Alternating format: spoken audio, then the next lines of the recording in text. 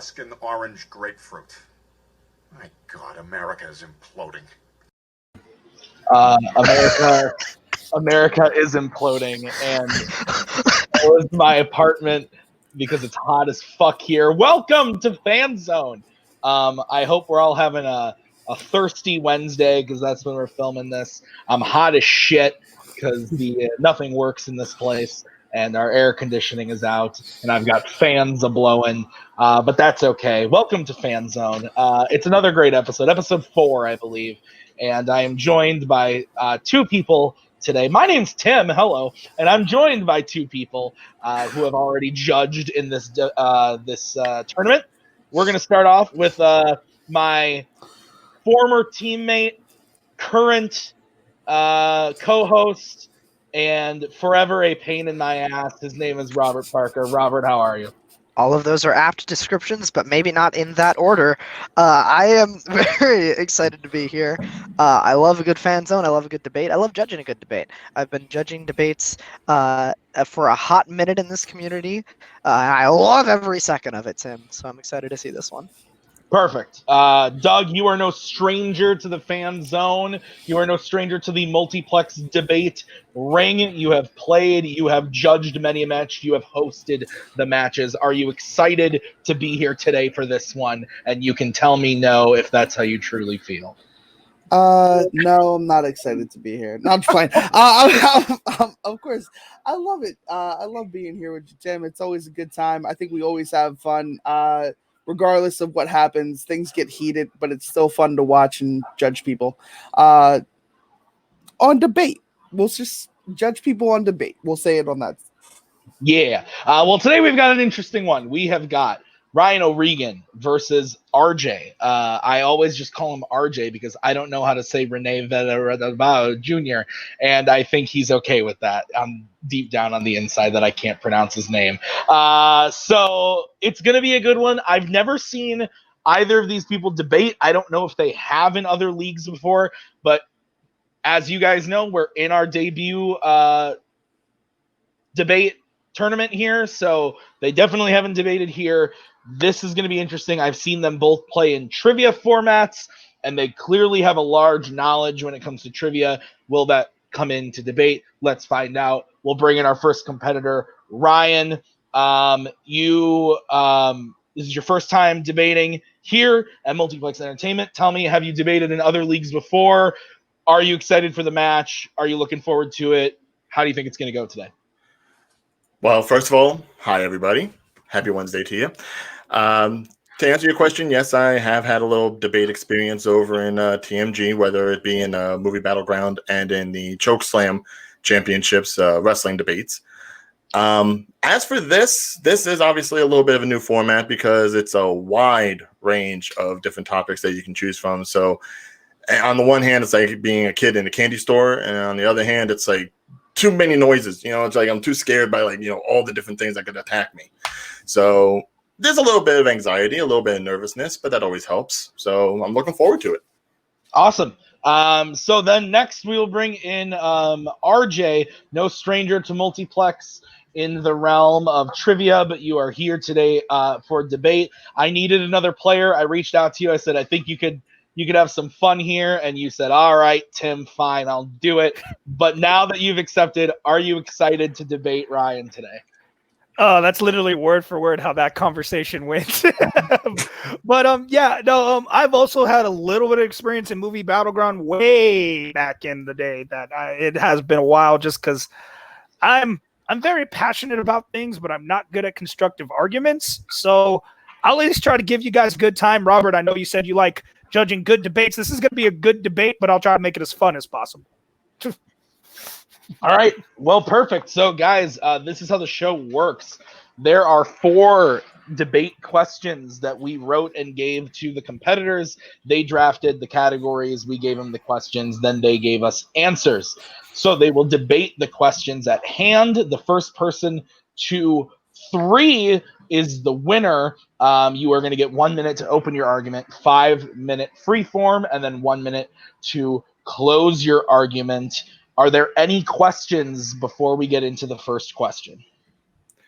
Just out of curiosity, as far as the countdown goes, who do I look to for that? So Tim? I will come. I'll take all of us out. Yeah, We'll all be out, so you guys will be the only ones on screen. When there is a 1 minute left in the 5 minute, I will come in and give you the 1 minute. And then when there is 10 seconds left, I will come in and start to count down to 10 to 1, 0.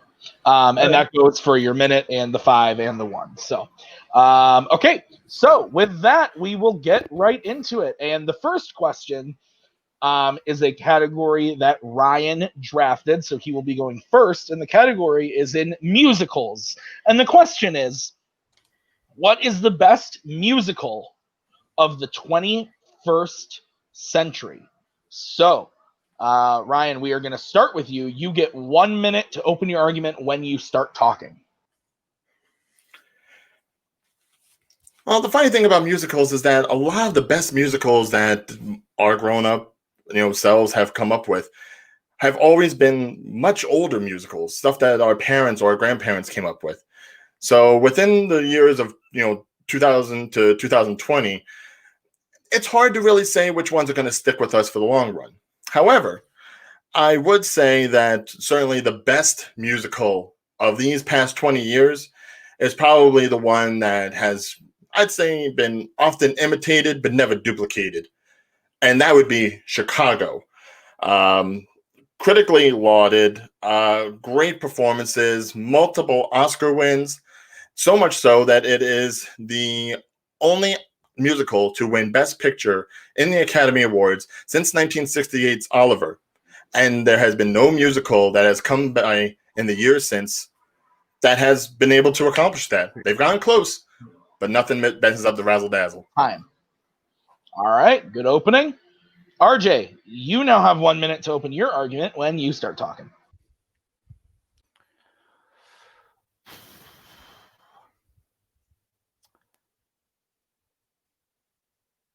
When we got into the 20th century, movies started going into this trend about redoing a lot of things that have been done before, bringing back some nostalgia for some things, and it worked and it hasn't worked for us.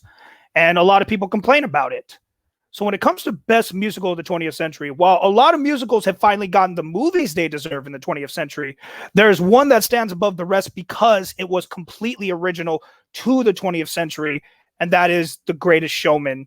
That came out and surprised everybody. Nobody was really talking about it outside of movie circles, but then everyone went to go see it because it was just a fantastic movie with fantastic music and did something that no one thought could be done in musicals, and that's to come up with something original that would make us feel like we were watching something that we could have easily seen on stage. That's all I needed. Okay. Ending about 5 seconds early for that. So, The Greatest Showman versus Chicago, best musical of the 21st century. 5 minutes freeform. Remember, no filibustering. I will come in and tell you to shush if you talk too long. So, let's do it.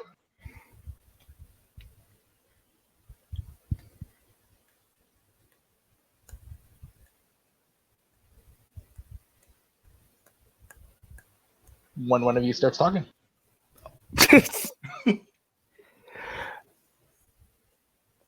I don't think Oscar should be a judge of what a best movie is. Shakespeare in Love over Saving Private Ryan, and Saving Private Ryan is a better movie. Yeah, it got a lot of Oscars, but well, it got a lot of Oscars, it got a lot of Golden Globes, it got a lot of critical acclaim as opposed to the middling credits that Greatest Showman got, which was apparently just more the fact that the story of P.T. Barnum was fluffed and candy coated as opposed to embracing the realism of the plot that the Chicago story actually did, because it was based off of an actual double murder stuff that happened back in 1924. So why is it that Chicago was able to do it so well, but the one about how much P.T. Barnum was an asshole couldn't be delved into deeper? Well, one thing, like you said, I'd rather see something that's a little bit fluffed. In musicals, you want fluff, and something that glorifies, people getting away with murder, basically, is not really the fluff I like. Like I said, it won Best Oscar because it was a good movie, but we're not talking about just a good movie. We're talking about a good musical. And Chicago had years of stuff to go off of, songs that had been tried and true that were going to be good, when Greatest Showman brought us all new classics that are already considered classics in musical realms. I wouldn't call them classics. Sure, they make a nice soundtrack, but you got to look at the musical as a whole. It's more than just the music. It's the performance, it's the storytelling, it's the everything encased in this nice little film that you get for a couple of hours. If you're going to base it just off the songs, even then, I would go ahead and I'd take Mr. Cellophane, all that jazz over, whatever that song was that Rebecca Ferguson didn't even sing. All right, at least the people in my movie, they actually sung their songs. You go ahead and you have the most powerful singer relegated to the one song that gets the Oscar nod, and she's the bearded lady. Put her up front if she's a more powerful singer. She was up front. Actually, that was her solo, and it was her song that got the nomination. Plus, Hugh Jackman, Zac Efron, and Zendaya all sang. So you can't just judge it on one person not singing. I mean, when you really think about it, Richard Gere's not even that good in his anyways. So I'm sorry. Oh, come on. We're talking about a guy who Broadway went ahead is and better than what Richard Gere did. Classes for 3 weeks straight prior to his performance, just so he could be on par with anybody else that was on that stage. All right, at least my people were definitely more committed to actually bringing about the characters that, yes, maybe a little bit more familiar, but certainly went ahead and they made it their own. Talk about committed. Hugh Jackman re-broke his nose because he was so passionate about the project in final rehearsal. He had a nose that he had to get stitches on. They told him, do not push yourself. You need to calm down. In the final performance, he was so enthralled in the project that he could not help himself and belted out singing and broke those stitches and had to get them done again. So don't say they weren't committed to the movie, because every single person in there was 100% there. Okay, but you've got people like Hugh Jackman, like Zendaya, like Zac Efron, these actually Disney-oriented or Broadway-oriented performers. Yeah, you're going to get a good show out for them. You're going to tell me you expected Renee Zellweger, Catherine Zeta-Jones, Richard Gere, John C. fucking Reilly to put on an award-winning musical? If you looked at that cast now, there's no way you would have even suspected that. You would have if it was later into the 20th century when you can actually look more into these people. Back in the early 2000s, you couldn't know that. You couldn't find these things about these people and know how good they were at singing. We didn't know Hugh Jackman was good at singing until you could watch him more on YouTube and say, hey, look, he's done some stuff. Exactly. And moviegoers could find that information. You couldn't find that for Chicago. So, yeah, that's why it was surprising when John C. Reilly and Catherine Zeta-Jones came and sang. But nowadays, we knew we were getting good singers, so we knew we were going to get something special. What you consider something special is a flash in the pan sort of performance, all right? The fact that there is so much here on paper that goes ahead and says, it was so flashy, it was so colorful.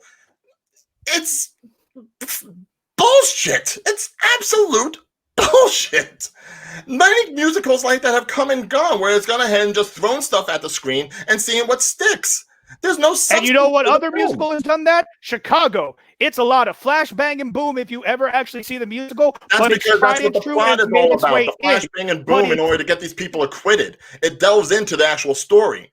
I don't need to know about, Jenny Lynn going ahead and popping off, or the I don't know what movie you're not watching, but they definitely delve into his story about the struggle and everything. So I don't know what story you didn't watch. So I guess you just weren't enthralled by it, but there is a story in The Greatest Showman. There's a story in every movie. Time. Strike that last comment, judges. All right. So, RJ, you now have 1 minute to close your argument when you start talking.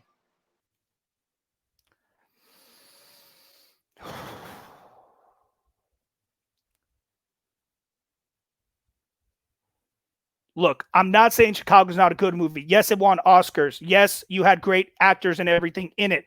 What I'm saying is, when you came into the 21st century and we were tired of seeing things that had been tried and true just brought to the screen, came up with something completely original, and it worked. Regardless of what Ryan thinks, it worked. The critics liked it. The fans liked it. Everyone became enthralled with the movie, and it gave us a message we needed for this time about accepting who you are and what's actually important in life, when all Chicago does is glorify what was bad about that age. And don't get me wrong, it's fun, but it's not the right message for the 21st century. The right message for the 21st century is what we got in The Greatest Showman. Be proud of who you are and keep hold of those who are most important to you. Oscars do not equal a good movie. That just equals critics think it's a good movie. A great movie brings people together. All right, time. All right, Ryan, you now have 1 minute to close your argument when you start talking.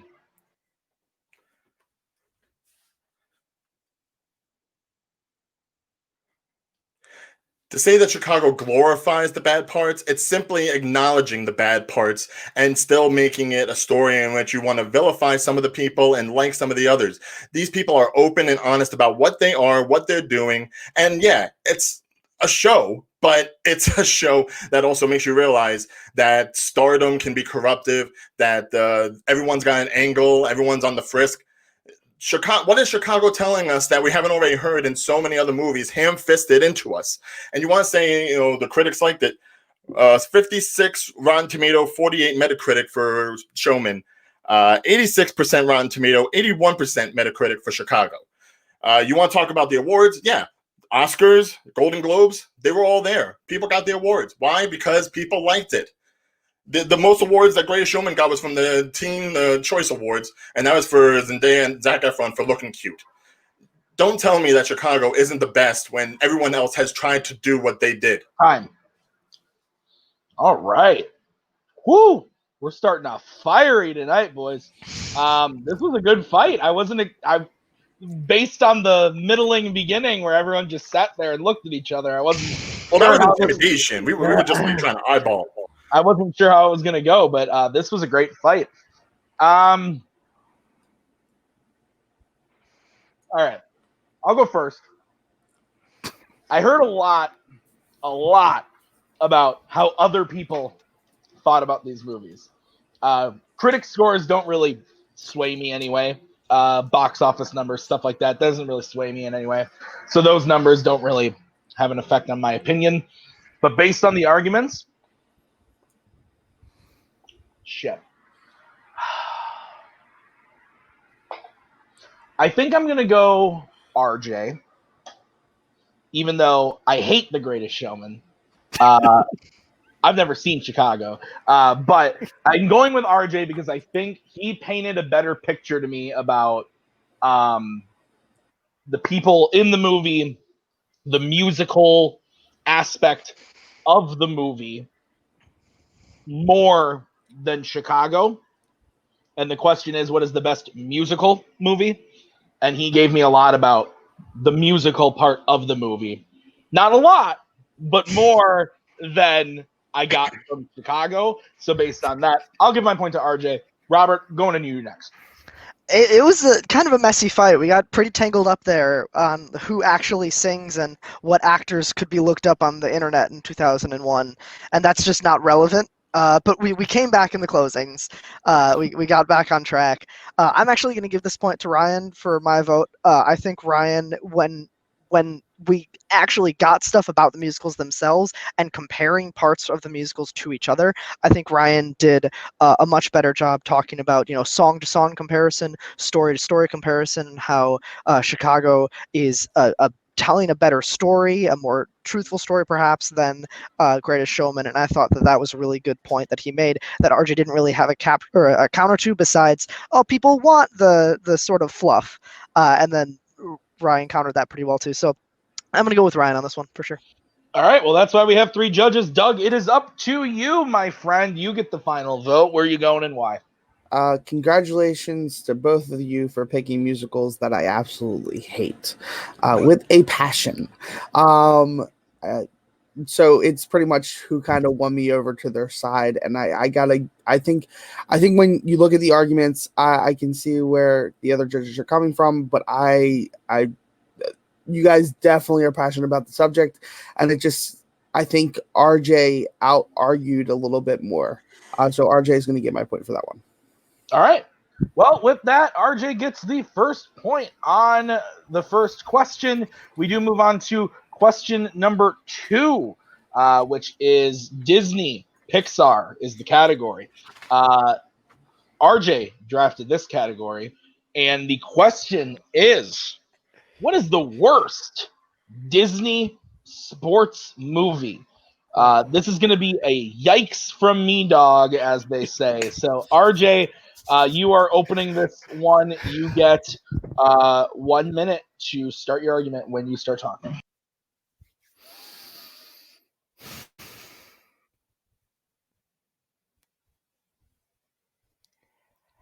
Anybody who knows me knows I love hockey. Anyone who knows why I love hockey knows it's because of Disney's The Mighty Ducks. And it's going to kill me to say this, but the worst Disney sports movie is the end to that trilogy, and it is D3 The Mighty Ducks. What a horrible, horrible way to cap off what could have been a great trilogy, or even just two good movies. It's just, it loses all the flair that you got from the first and second one. You feel like you're just watching a rehash, that they were just like, let's make a third movie because it's good. And they did a terrible job at it. You lose all the fun, all the love of the characters. It's just not well made. That's all I need to say. Okay. RJ finishing up about 15 seconds early. Ryan, you get 1 minute when you start talking. You know what the worst thing in regards to sports movies, especially Disney sports movies? It's that Disney has the idea that if it ain't broke, don't fix it. They will go ahead and they will take an idea, a premise, an A to B to C sort of storyline and just beat it into the ground. And Mighty Ducks, they've had 3 movies in which they pretty much were doing the same thing. But you know what's even more egregious than that? Taking that same premise, regardless of how many movies it's been used in, putting it in a completely similar situation and not even having the fun of hockey. Instead, you make it soccer. Who the hell cares about soccer? I sure don't. If any of the judges do, I apologize. But you know what? The Big Green from 1995 is the worst misfire that Disney knew what they had to do and completely botched it. Time. All right. Couple good openings here. We've got the Big Green versus D3. Who's the worst? Let's find out. 5 minutes when you start talking. Now, you say you go ahead and you talk about how D3 went ahead and just cut and pasted the plot from like the first 2 movies. But if you're going to go ahead and you're going to have a 3-movie series of exactly the same stuff, then that's acceptable. When you go ahead and you take that same premise, take it from hockey, put it into a sport that wasn't even as popular back in the day, and still ran through the same notes with characters that weren't even as enjoyable or as charming as what you got in the original Mighty Ducks, then I'm sorry. It's a worse tragedy when they knew exactly what they had to do. Not exactly. First of all, soccer is the most popular sport in the world. Outside the United States is not, but most popular in the world. Outside the United States. That's what Disney was trying to do. They were trying to jump onto that thing. And talk about not memorable characters. I mean, they're great kids. All the little kids are great. Bug Haw's little character, I'm Your Man, coming in at the end. He's a great kid like that. You're right. They knew exactly what they had to do. They did it. It came out. It's a serviceable movie. It's exactly what it's supposed to be. It is nowhere near serviceable. Underdog team coming in, learning a new sport, and they had to learn a new sport. At least they gave you that. It wasn't like these kids were like, oh, just bad soccer players. These kids didn't know a thing about soccer, had to learn soccer, ended up going to win in the end. Where in Mighty Ducks 3, at least with the Mighty Ducks, they at least had to know how to do skating, if nothing else. And sure, some of them may have learned on the team, but you had to have at least some inherent skill to know what you were doing. With all the cut and paste that they had to do on Big Green, the only person who even knew soccer is the one kid that they go ahead and is like, oh, well, he's Hispanic, so we got to give him a plot line. Let's go ahead and try to deport his mom. What sense does that have to do with anything? It's a very important issue at the time. It gave a little bit of conflict to you, right? An otherwise very kiddie movie. They want to give you some kind of conflict. Where D3 didn't give us any conflict. It literally gave us the first movie. Oh, ragtag group of kids don't get along with their coach. Oh, one of them's a big rebel. Oh, now we come together. And honestly, after number 2, how do you go from winning a world game, like basically winning the Olympics, to winning a high school JV varsity game? How is that more important? How does that have more levity?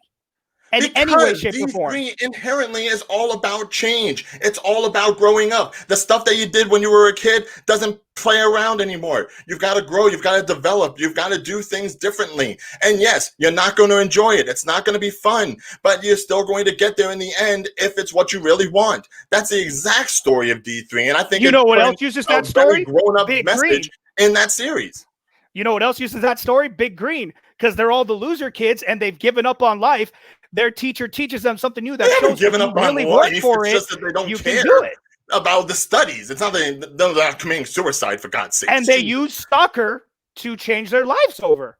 So, you're saying like, how to use just that. To get them to start studying, all right? Let's be clear. This is all it uses them to change their lives around. They care about something. Doesn't know how to reach the kids and decides to bop around the globe. That's what it really started. All right, it bops around the globe, and they get interested, don't they? Though, but they get interested. But it worked. You can complain about the strategy all at possible level. It's exactly what you got with the Ducks versus the Hawks in the first movie, and at least the kids wanted to play hockey. They wanted to go ahead and be a part of the sport. It was something that actually they enjoyed together. They didn't have to be. But you're talking about accepting change in D3. Why can't we accept the change of learning something new that we may not like? So why is it okay because the kids want to play hockey, but not okay just because the kids didn't want to play soccer? Why is it okay in one movie and not the other? D3 ruined the trilogy. D3 is because we've seen these kids grow up with hockey. Hockey is part of who they are. All right, to go ahead and take that away from them or to change what they know isn't going to be drastic. It speaks to the puberty aspect. It speaks to the growing up and moving on to high school aspect. It works on multiple different levels. To go ahead and say that it's the worst of the trilogy when it's trying to say the most in the trilogy is a fault to the actual people that went ahead and poured their heart and soul into the movie. And those people that went ahead and got all upset because Emilio Estevez wasn't even in there, he did that role for free. All right, he came back because he cared about the franchise enough. He was in the third movie. You can't say he wasn't in there. He was there. And he came in for the horrible plot device to just say, hey, Charlie, this guy that you don't get along with, remember when we didn't get along, you should get along with him. And the coach forgives him in like 2 seconds. What the heck is that about? If you're talking about a horrible plot, he argues with the coach. As soon as he says, hey, coach, I'm sorry, the coach is like, all right, we're best friends now. That's worse than your teacher just bouncing around a globe and then saying, hey, now we're going to play soccer. That coach is worthless. You lose all the heart of the characters. Charlie's not even that good anymore. Time. All right, that one got heated. We're going to start with Ryan. 1 minute to close your argument when you start talking.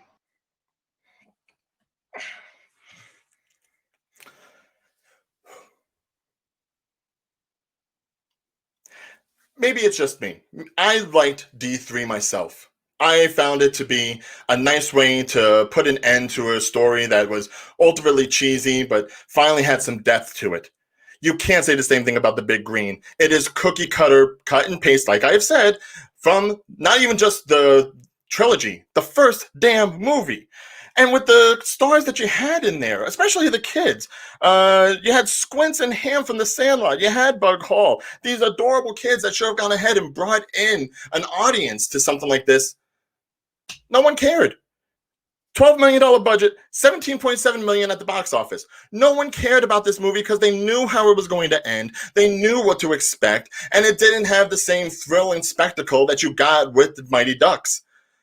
Say what you will, but there's a reason that this movie is so middling, that the returns were so minimal, and that we haven't seen much from Steve Guttenberg except the Haunted Tower. Time. All right, RJ. You now have 1 minute to close your argument when you start talking.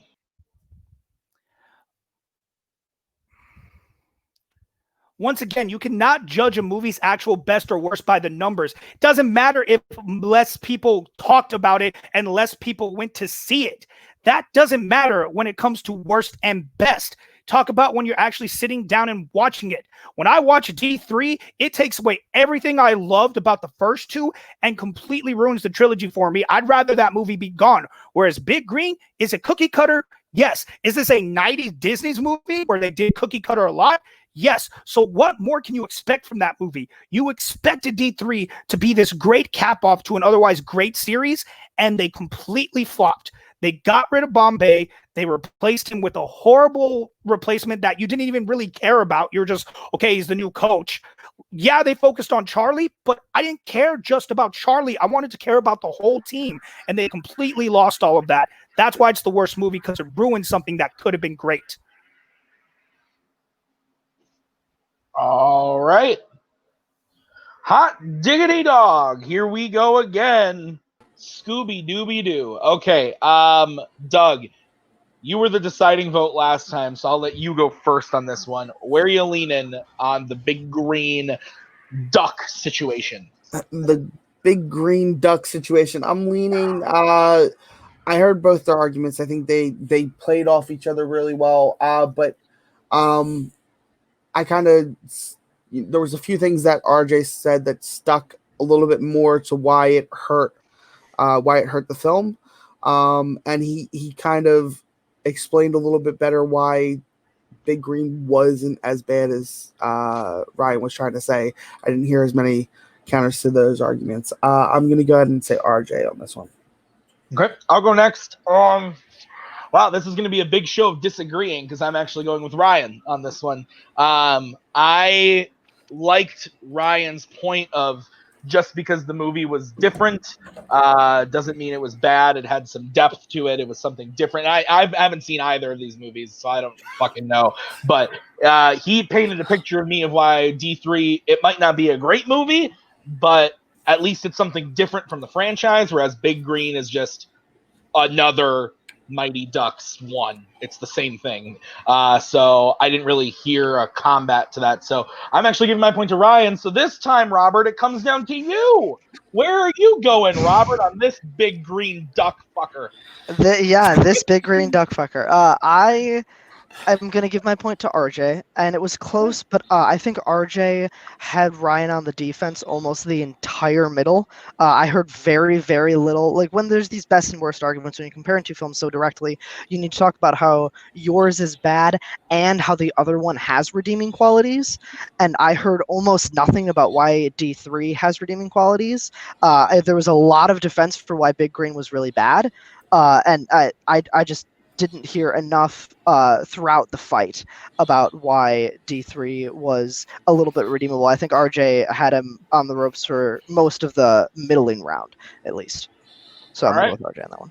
All right, well, that means RJ does get the second point, so it is 2-0. So Ryan does need to hit this one in order to stay in the game. We are going to move on to that third question, which is in the category of Marvel/MCU. And the question is, what is the best action scene in a Captain America trilogy film out of the trilogy?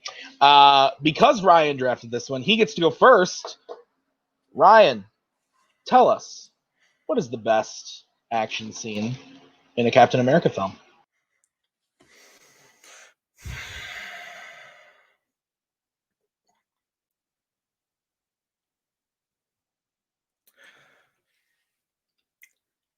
For me to answer this question, I had to think about three very distinctive factors. One, obviously, had to involve Captain America. It's his film. He should be a part of it. Two, the action has to be memorable. It has to be exciting. And you have to almost not even know where it's going to go. And third, you have to give a damn about what's happening. So that way, every punch, every kick, every shield throw, every laser blast, you understand why it's happening. That's why with all three movies, there is just a pinnacle that reaches all these qualities, reaches them to a height that I didn't expect. And that would be the Captain America Bucky versus Tony fight at the end of Captain America Civil War. That's my time. All right. Giving up about 5 seconds of time there. RJ, we move over to you. Your choice for best Captain America trilogy action scene when you start talking.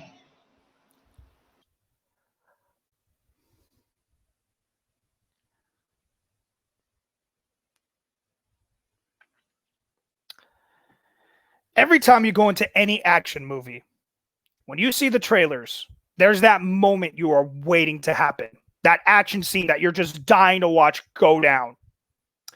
And Ryan may be right about like what it takes, what needs to be good about that action scene. But there's only one clear answer for this. It is in Civil War, but it's not that last fight, because it is nothing compared to the big fight right before it, and that is the airport fight between Team Cap and Team Iron Man in Civil War. I'm going to save everything for the middle one. Not even going to try to say anything here. Save it all for the middle. All right, ending about 35 seconds early. That is a new Fanzone record. Doug's giving me one of these in the back. I like it. All right, airport battle versus final battle. Let's do it. This thing was such a spot fest at the airport. Captain America is basically fighting Black Panther and Spider-Man in the movie. And he gets one-on-one with Tony for 5 seconds. Everyone's pulling their punches. No one wants to fight each other. And it's just basically a CGI fest to show off Spider-Man and Ant-Man. Why should I care about this in a Captain America movie? First of all, we're not talking about what is Cap's best action scene. We're talking about the best action scene altogether. So it doesn't necessarily have to include Cap. I understand you think it needs to because it's a Captain America movie, but we're just talking about a great action sequence. First of all, they're not holding their punches because Black Panther almost ripped out Bucky's throat if it wasn't for, Scarlet Witch saving him. Iron Man says, my plan was to go easy on them. Ant-Man says, I don't want to hurt you. Iron Man. That's not everyone. Black Panther is not pulling his punches. So your argument is already invalid. What, 12? But you said everyone. That's not what you said. You didn't say all most of the characters are. You said all. And even then, he was only really attacking Bucky. You think he was going for the blood when he was going up against Hawkeye? Definitely not. He didn't even care about who Hawkeye was. No, but the more he got in his way, the more he was going to get serious. So... But let's not focus on that because mine is not about just one fight like yours is. Mine is about all the fights that are going on. Ant-Man versus Black Widow was one you did not expect. Spider-Man versus Captain America is probably one of the best moments in that thing. Spider-Man taking down Winter Soldier and Falcon. Ant-Man going to Giant Man. There are so many moments in this one scene that just bring great action to the screen. Whereas exactly. yours, there's so many moments that's so scattered, you can't even get invested in any of the fights. It's bouncing around so much that you can't even care about who's punching who's kicking what. At least with my scene, you're down to 3 characters. All of them have emotional investment after Tony goes ahead and sees that Bucky is the one that killed his parents. You want to talk about out for blood like Black Panther was? Tony wanted to kill Bucky, and Steve would do anything in his power to stop him from doing so, even if that meant taking Tony out himself. Actually, he did it because he had the opportunity to take Tony out, and he did it. Should have emotion behind it. I don't care about what's going on at the airport because they don't even care what's going on at the airport. But I care what's happening at that end because it's life or death. Rhodey goes down. And Vision has to deal with the fact that he almost killed one of the Avengers. So there is emotion in that airport scene. You just need to find it. At the very end, not throughout the entire action. It's still the scene. It's still part of the scene. There's emotion. It's still part of the scene. Don't talk over each other. Trying to kill each other. Tony's still going ahead and blasting off Bucky's arm, ready to blast off everything else. You can't tell me that you're not invested in who's going to win that fight, whereas with the big 6-on-6, it's anybody's game because what? They're going to kill each other? They're going to imprison each other? Not necessarily.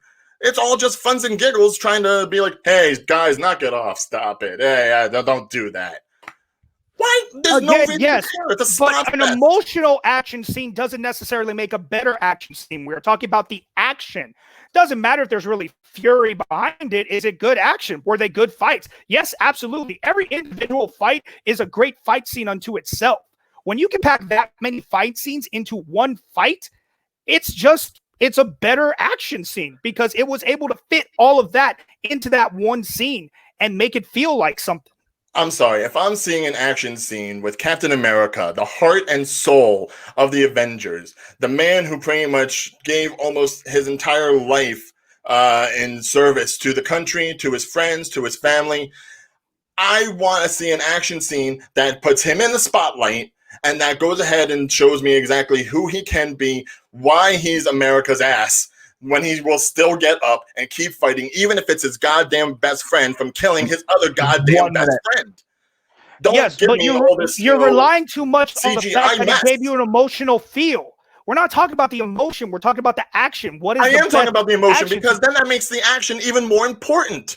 If you're going to go ahead and just throw a bunch of people into a ring and let them fight, I don't care about that. You got to give me a story that's making me want to follow the fight tooth and nail. Then here's the story. Black Panther just wants to kill Bucky, but he has to be there under control. Tony just wants all this to stop, but he knows he has to fight. Steve just wants to go take care of his friend, but he knows he has to fight. Ant-Man volunteered, and he's like, you know what? I got to help these guys. I said I was going to help them. I'm going to fight. Scarlet Witch doesn't want to go up against everybody else either, but she knows the right thing to do is to help Cap. Everyone there is emotionally invested. Whether you think they're going for the kill or not, that doesn't make a good action scene. If you're just talking about how they are emotionally invested, every single person who was in that fight is emotionally invested on the side they have chosen, and you get even better when Black Widow switches sides right at the very end. Time. Hot diggity dog. Okay, RJ, you're going first for your closing. 1 minute when you start talking. Yes, Ryan's going to come in here and once again tell us how emotionally invested we got because Tony and Iron Man died. But he's ignoring the fact that he's trying to say, oh, it meant more because they were all going to kill each other. No, Tony was going to kill Bucky. Bucky was just trying to get away. Steve showed us that he was not going to kill him in the end. The action scene at the airport gave us exactly what we all knew. They did not want to be in that fight, but they were going to do what they had to do for the side they thought was right. No one ever thought it would be possible to put that many characters in one scene and give everyone their fair shot because everyone did. People say Vision wasn't in the fight. He was in the fight. He did attack Ant-Man. He saved War Machine, but then he did shoot him at the end, which was also a very good emotional thing. But it was just such a great action scene. The best 18 minutes probably of that entire movie. Like that afterwards, you couldn't even really pay attention to the fight at the end because you were so drained from the fight that we had before. I'm good. Okay. All right, Ryan, 1 minute to close your argument when you start talking.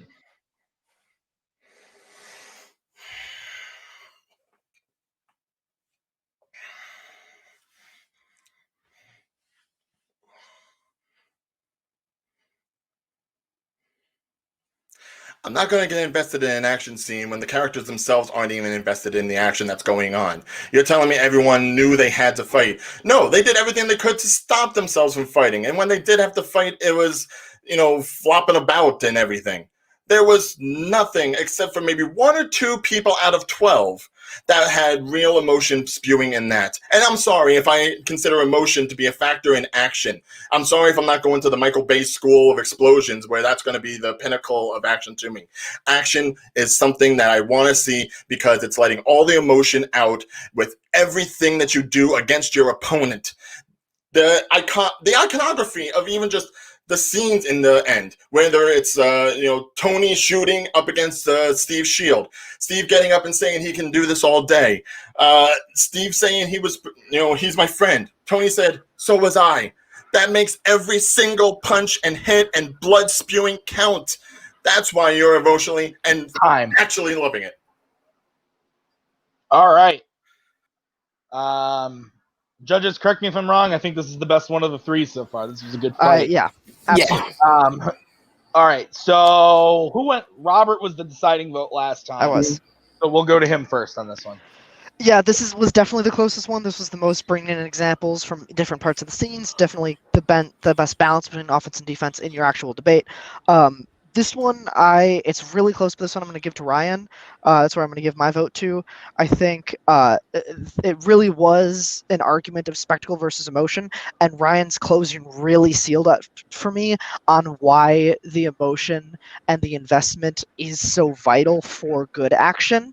And I think that was the point that he was building to throughout his entire argument, and that closing of really pinpointing that word by word really sold it for me. So I'm going to give that point to Ryan. Okay, Doug, you can go next. Where are you going? I agree with Robert. This was a super tight fight. They were hitting each other back and forth. I liked RJ's line about action doesn't necessarily have to lead with emotion to be the best action scene. But I also liked the emotion that the reason that you feel so connected to certain action scenes is because of the emotion when it comes down to like films like these. So I am actually going to go with Ryan as well. I think he closed that really well. All right, so that means Ryan does get the point. My vote did not count, but I also would have gone Ryan, pretty much for all the same reasons that you guys said. You guys took the words right out of my mouth. So that means it is 2-1. So once again, we are in a situation where Ryan does still need to hit this one to stay in the game and go to the speed round. So we will get to this question, which is a category that RJ drafted, and it is coming of age / teen. And the question is, what is the funniest teen movie? So we will start with RJ. You have 1 minute on the board when you start talking.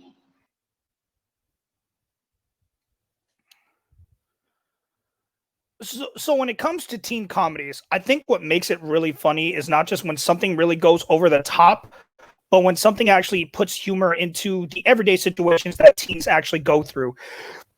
And I think one that exemplifies that very well is the early 2000s, very underrated comedy of Accepted. Justin Long and Jonah Hill at their comedic prime. Great one-liners throughout the entire movie. It keeps me laughing the entire time. But still at the same time touching on a really touching message about one of the times in our lives where we need to laugh. That transition from college, from high school into college, and dealing with the fact of sometimes just feeling rejected, and sometimes best thing to do is just laugh about it and realize that you are as good as you think you are, and that's all you need. RJ, the king of finishing without his full time. 15 seconds early on that one. We're going to go over to Ryan. Ryan, 1 minute when you start talking. Going to pull a little audible here. I actually want to read something, if I may. This is from Jonathan Lynn, the director of movies like My Cousin Vinny and Clue. One of his rules of comedy is that the audience won't care if the characters don't. A good comedy is not about silly people doing silly things.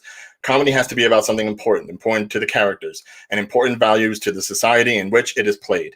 It is about serious characters doing desperate things because they have left themselves no choice. If I think about teen comedies and people doing desperate things, there isn't a single teen comedy that I can think of that doesn't still make me laugh and stress the importance of the subject matter that all the characters have to deal with, more so than 1999's American Pie. I mean, I hate to say the phrase sex sells, but let's face it, this is something that everybody has had to deal with at some point in their lives. Everyone can relate to this movie. The imaging and the jokes have lasted the test of time. All right. So, Accepted versus American Pie. I have seen both of these movies. Awesome. Context on this one. You guys have 5 minutes when you start talking. Okay, you can't use an argument that says desperate and silly in the same thing, where literally the desperate things they do are the most ridiculous things. How is screwing a pie not silly? I would love. We've all had to try something, whether it's testing kissing on a watermelon, whether it's putting a condom on a banana. Yeah, might as well fuck a pie too. All right, when you're curious and you don't know what you're supposed to be doing, and you really don't have much to go off of, and Jim's dad doesn't really help much. But you can agree that it's silly. You can agree that it's silly. Practicing. There isn't a single situation in that movie that someone couldn't gleam onto. Whether it's Oz trying to be a nice guy, whether it's Kevin wondering about whether or not he loves his girlfriend, Jim just wondering if the anxiety of getting laid is worth it, Finch being more mature and adult than he needs to be, and the jokes just write themselves because of the situations these four unique characters have to put them through. Okay, because we're talking about funniest. So what joke? Give me a joke. Give me any joke from that movie. A joke that you can... Let's start with the opening when Jim's going ahead and watching scrambled up porn and his parents keep coming in and interrupting him and they find out he's got a boner in a sock. That's funny to me really because anyone who has had to live through that knows that experience. And that's not really who haven't lived through that experience, that's just they're just aghast. That's just a funny scene. That's not really a joke. Whereas Accepted, I could give you a few jokes. Ask Me About My Wiener was a hilarious thing that everyone would constantly say after this movie came out.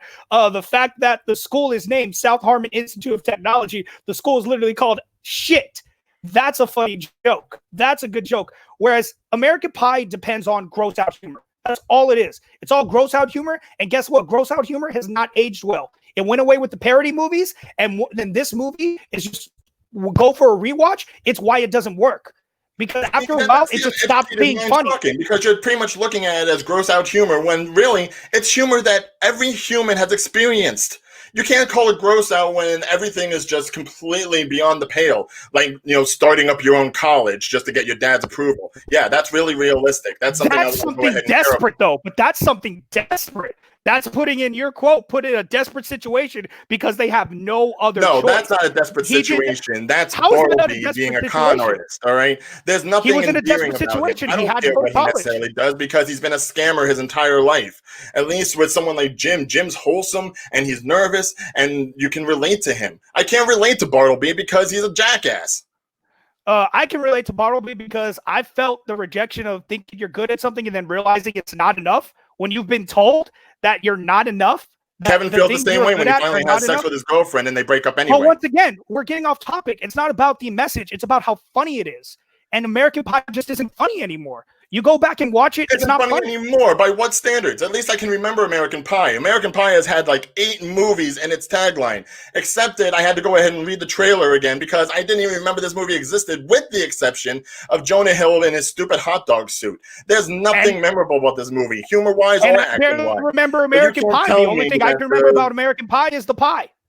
So no, absolutely not. Jim and Nadia in the bedroom over the internet. You've got that's what you can remember. And running in the defecation in the toilet because he was. That's what you can remember.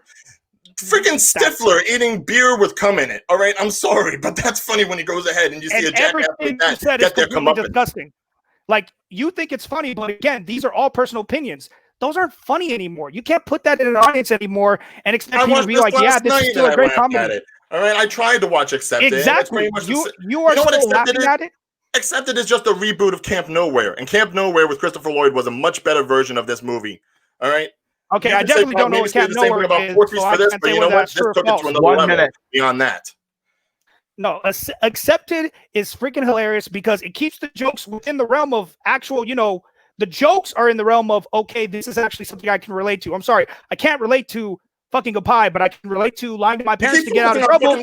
Let's talk about I can't relate to drinking a beer that has semen in it. Let's talk about the tornado. All right, there's enough good I can relate to, that being hazed and everything like that. Verbatim, joke for joke writing. You have the situations which are funny as it is. It's memorable. I can't relate. There's nothing memorable about Accepted. There is plenty of things memorable about Accepted. You just said yourself the hot dog costume is very memorable. From the trailer, not from the goddamn movie. Okay, that's your opinion, though. What, I'm supposed to be. What else is in there about the movie? No, I don't care because Louis Black is in it. And Jonah Hill did his best comedy work in Superbad. It had nothing to do with this. I'm not even going to try.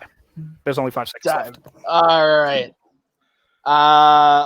Ryan, you get 1 minute to close your argument when you start talking.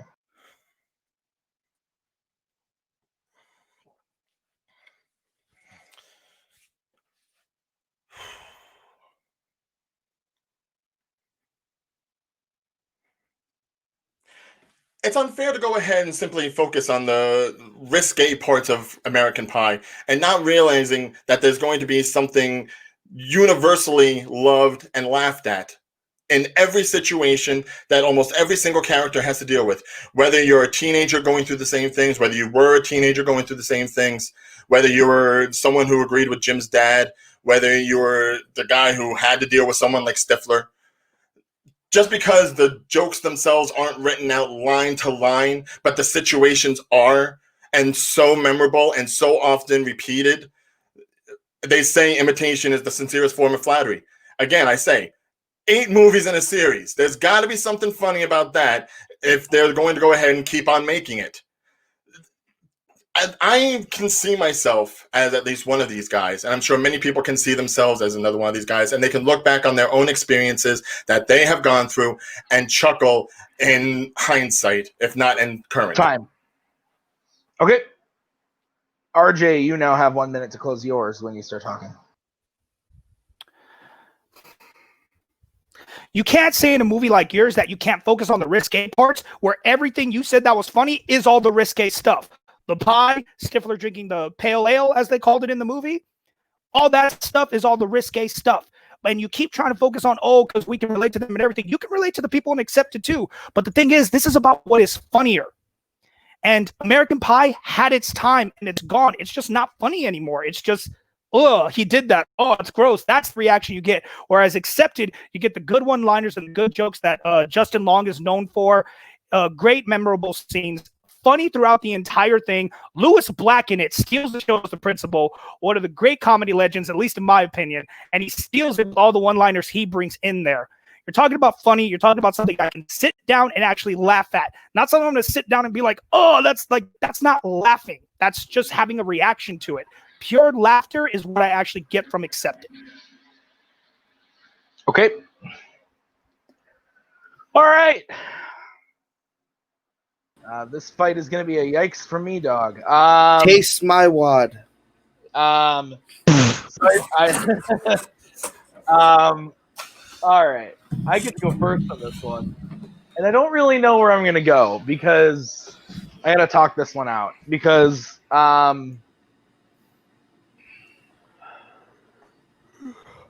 If you don't want to go first, you don't have to. no, I think I know where I'm going to go. I just don't like it. I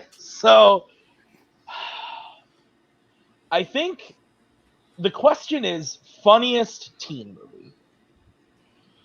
And while I don't really think any of the things Ryan said were particularly funny, he gave me many examples of why American Pie is funny to him. And RJ's really only combat to that was, well, that's not funny anymore. So based on that, I'm going to give my point to Ryan. But it's very close. It was a close one. So I'll give it to Ryan. Robert, we'll go to you next. Yeah, this one's tough because of like what I personally think, and then also like the arguments that were presented. Because I don't think anything in American Pie is funny. I don't think that's a funny movie whatsoever. But I think there were more specific examples given by Ryan that there was more defense by Ryan for why it's funny, and I think RJ actually had a really, really good point in his closing when he said that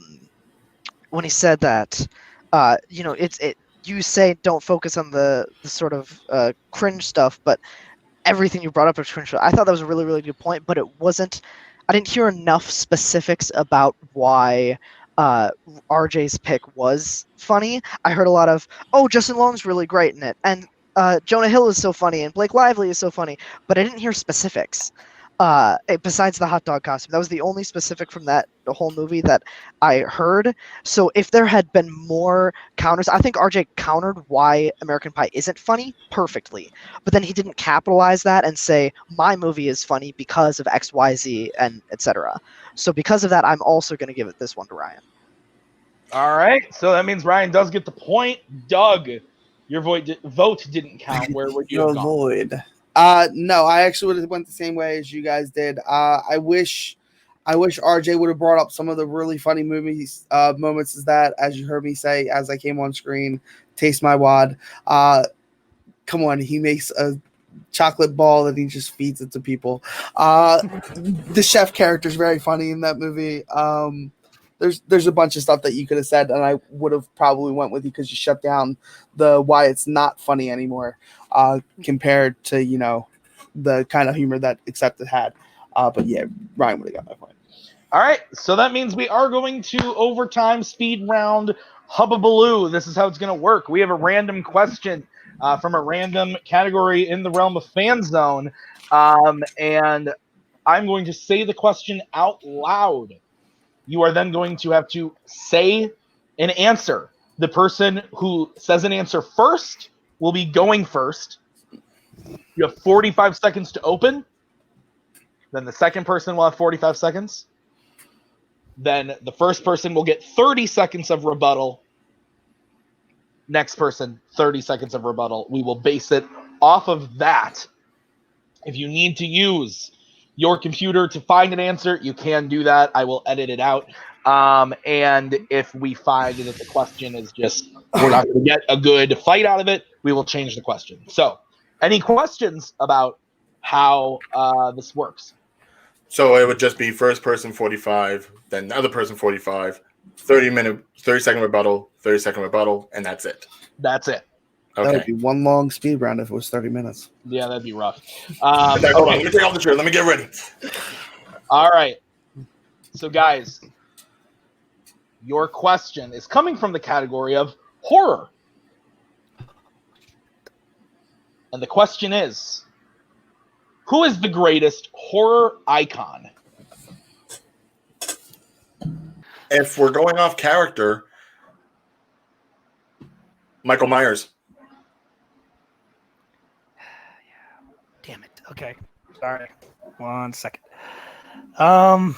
Take your time.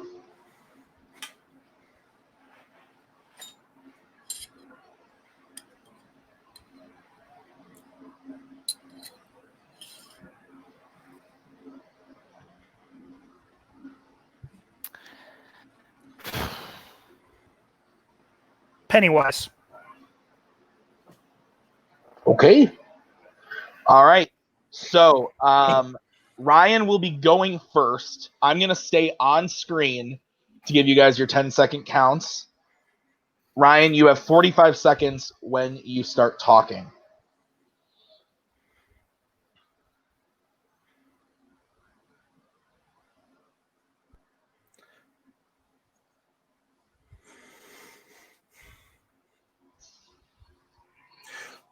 When your franchise alone is called Halloween, the scariest day of the year, that in itself says that this is someone that should be feared and looked at to really get the sense of what they find terrifying, what they find fearful.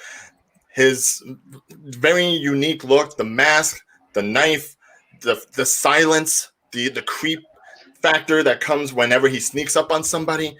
He is the darkness that everyone always runs away from. He is always the presence that you think is over your shoulder, ready to get you, ready to slit you at any moment, and you never see it coming. He is fear. He is horror in the truest sense of the word. Time. RJ, 1 minute when you start talking.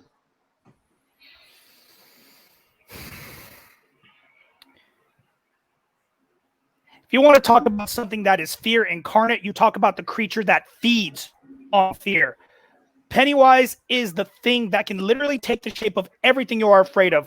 Guy in a mask, cool. He runs around with a knife. Yeah, he likes to hide in the dark. No, this clown's going to find you whenever he can. Whether you're an adult or a kid, man or woman, he's going to find you. He's going to turn into the thing that scares you most. And when you are the most afraid, he's going to take you down.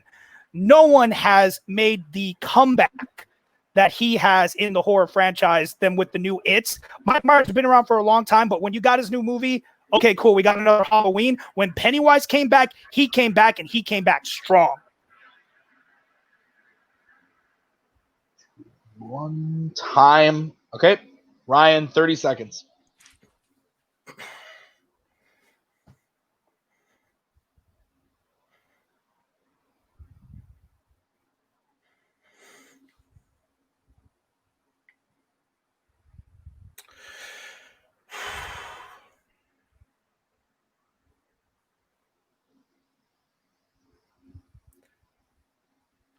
Pennywise the Clown is literally a joke. When you can go ahead and defeat him by simply making fun of him and not being scared of him anymore, then I'm not going to be intimidated by that. A guy that's going to go ahead, sneak up behind me at any given moment, slash me, slash my friend, go after my mother, cannot die, has 12 movies to his credit, and has been an icon, in that sense, icon, for as long as any of us have been alive, whereas he had one good movie, Pennywise. The TV movie in some cases was some better. But nothing beats Michael Myers down. Time. RJ, 30 seconds when you start.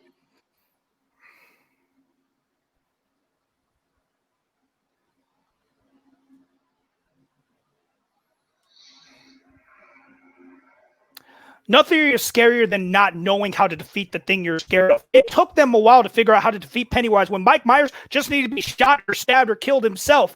All people had to do, turn on the light, stay outside, have a gun ready at the door that he's pointed. The new movie showed that. where this new movie showed in the first one that even when they thought they defeated him the first time, they could not, because they could not finish the job. That is scary when the thing you fear most can still come back to haunt you. All right, time. Okay.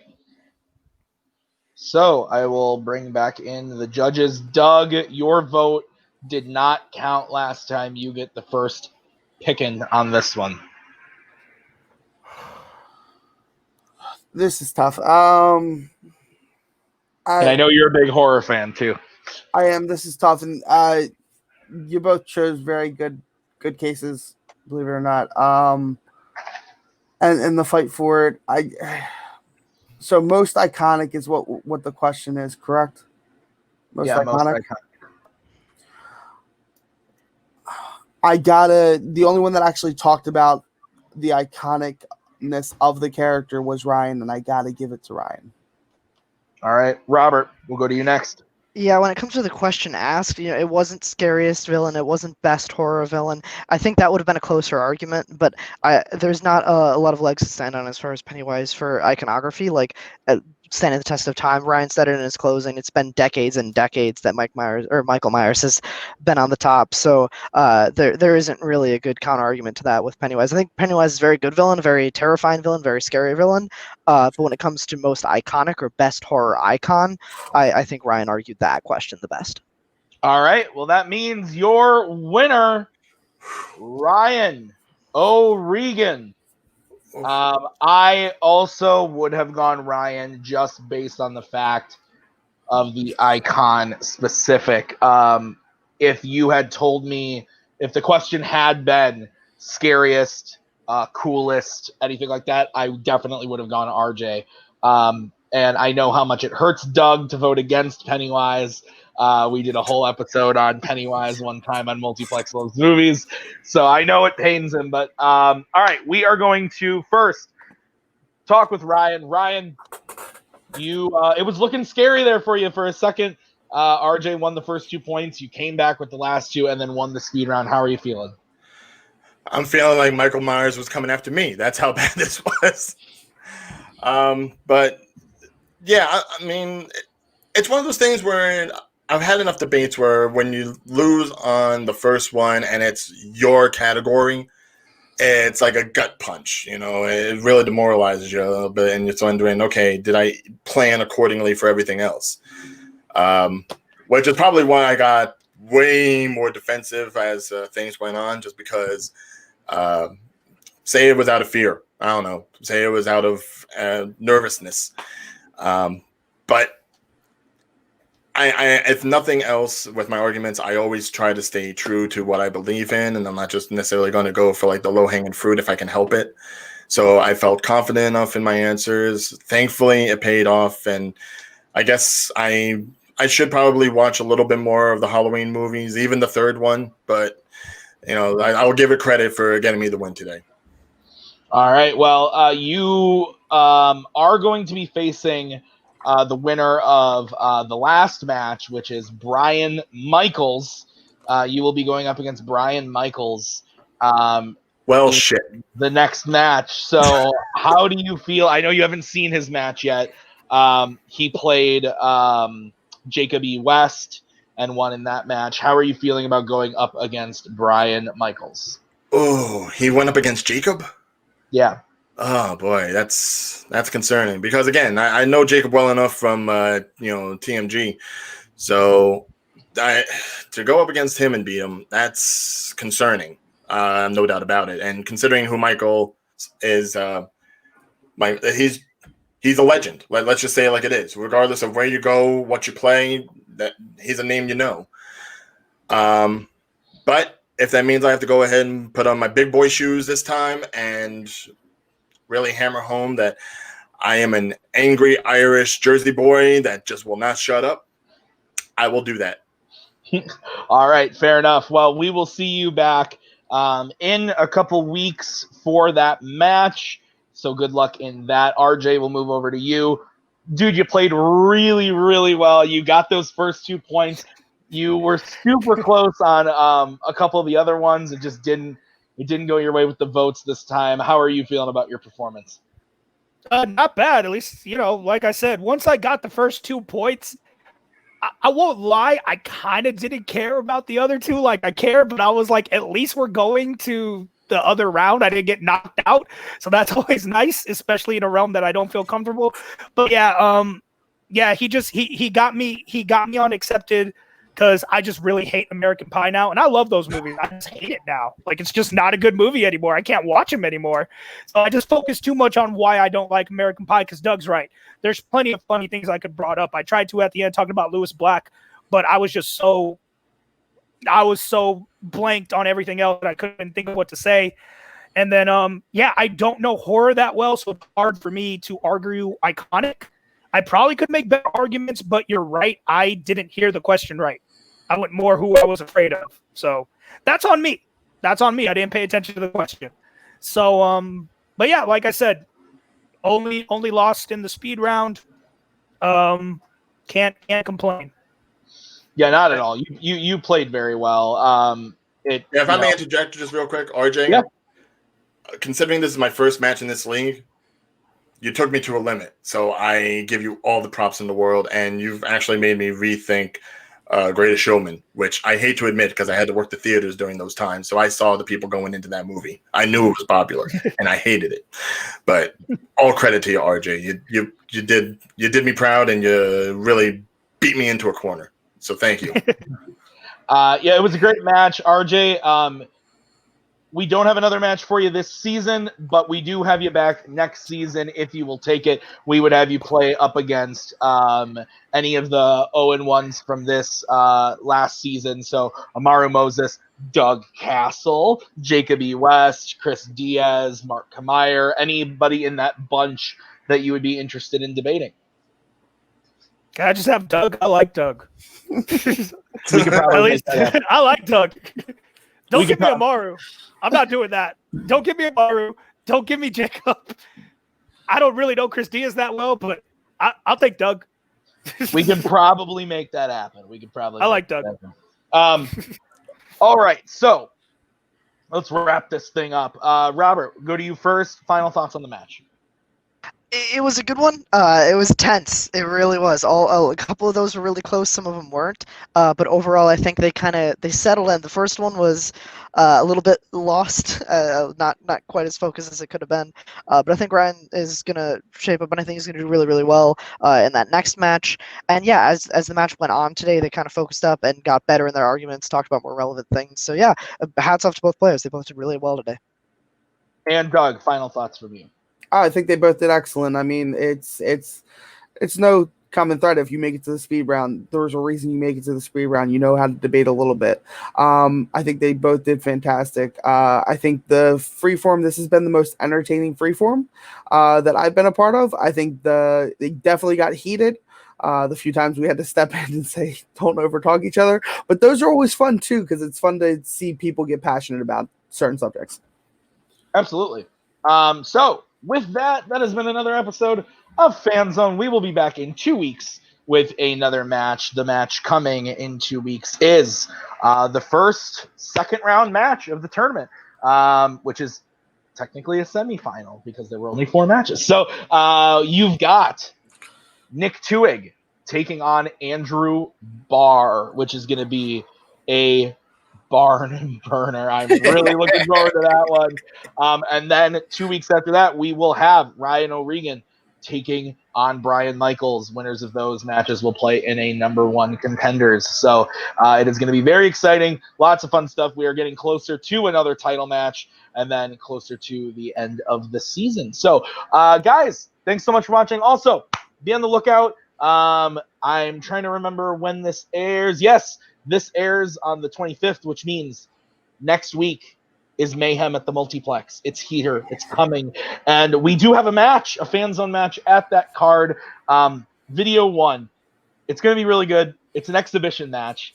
But we've got Cody Newberry coming back for exhibition, and he's playing Lil Boat, Kaleb Boatman. I am so excited for this match. I can't even describe to you how excited I am for it. So it's going to be really fun. So that is next week at Mayhem at the Multiplex. But for everybody here, RJ, Ryan, Robert, Doug, myself. Cody was backstage for a bit saying D3 slaps. But thank you guys so much for watching. We'll see you next time with another Fan Zone.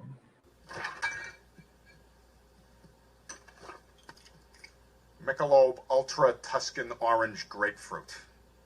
My God, America is imploding.